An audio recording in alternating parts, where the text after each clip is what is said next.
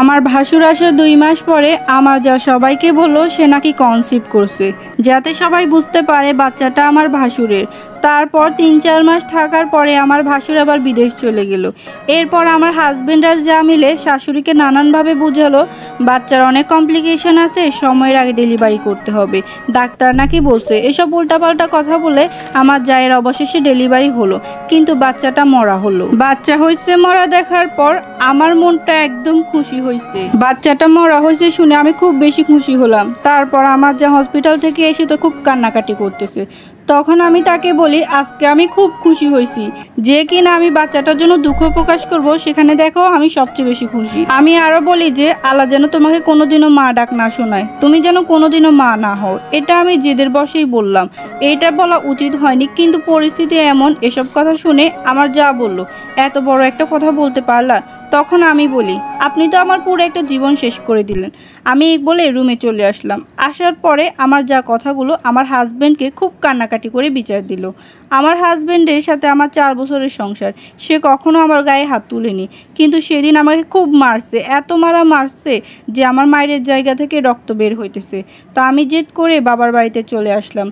রাতের বেলা আমি ওইখানে যাওয়ার 3 থেকে 4 ঘন্টার মধ্যে মানে 1টা বাজে আমার হাজব্যান্ডও চলে আসে। এমন না যে সে আমার টানে চলে আসছে, সে আসছে ভয়ে, যেন ওদের সম্পর্কটা আমি কাউকে না বলতে পারি।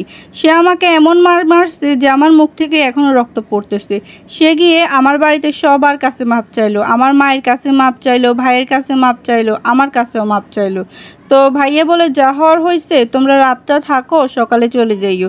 সবাই আমাকে বুঝাইয়ে পাঠাই দিল। আমাদের নিম্ন মধ্যবিত্ত পরিবারের একটাই সমস্যা, জামাই যা করুক মেনে নাও, মেনে নিয়ে সংসার করো। যাই হোক, আমার জায়ের মা আসলো, ভাই আসলো।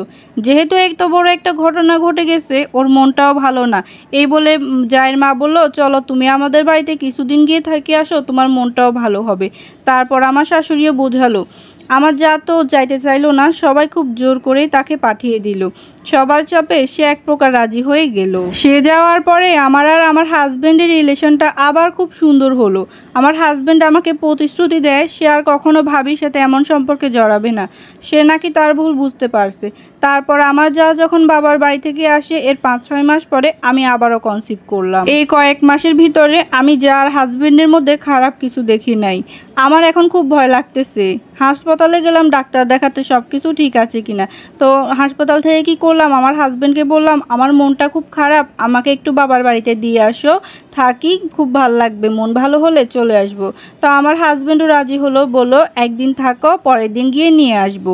বাবার বাড়িতে আসার পর আমার চোখ মুখের অবস্থা খুবই খারাপ। আমার ভাবি তখন বুঝতে পারলো আমার কোনো প্রকার সমস্যা হয়েছে। তিনি জোরাজোরি করলো, আমি এক প্রকার বললাম, বেশি কিছু বলি নাই, শুধু এটা বলছি যে আমার যা চায় না আমি কনসিভ করি, আমার বাচ্চা আসুক। আগের বাচ্চার সময়ও তিনি হিংসা করছে।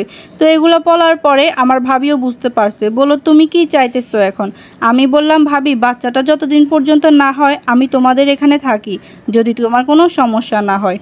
তো আমার ভাইয়ের বউটাও খুব ভালো, সে বললো আচ্ছা ঠিক আছে থাকো।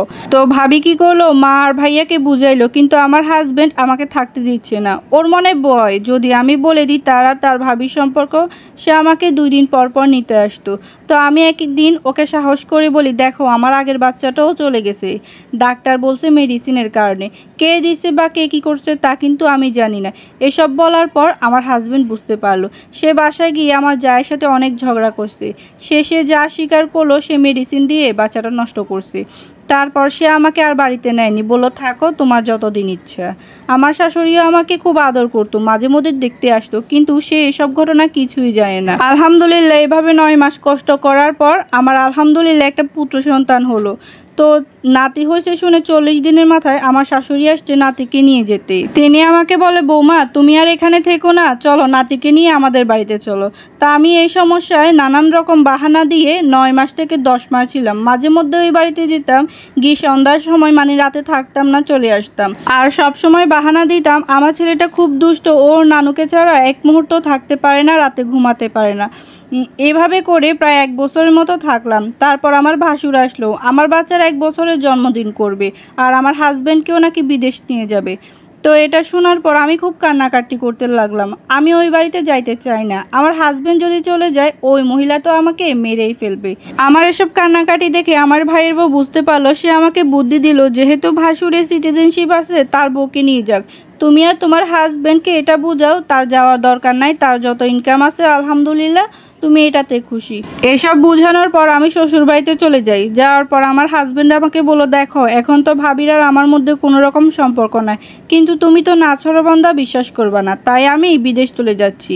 পরে আমি ভাবির কথাটা মাথায় এনে বললাম, আচ্ছা যদি সত্যিকারে চান আমি এটা বিশ্বাস করি তাহলে আপনাকে একটা কাজ করতে হবে। তো আমার হাজবেন্ড বলল, আচ্ছা বলো। আমি বললাম, ভাইয়াকে বলো ভাবিকে নিয়ে যাইতে, ওরা একসাথে থাকুক, সুখে থাকুক, আর আমরা এখানে হাজবেন্ড ওয়াইফ মিলে সুখে থাকি।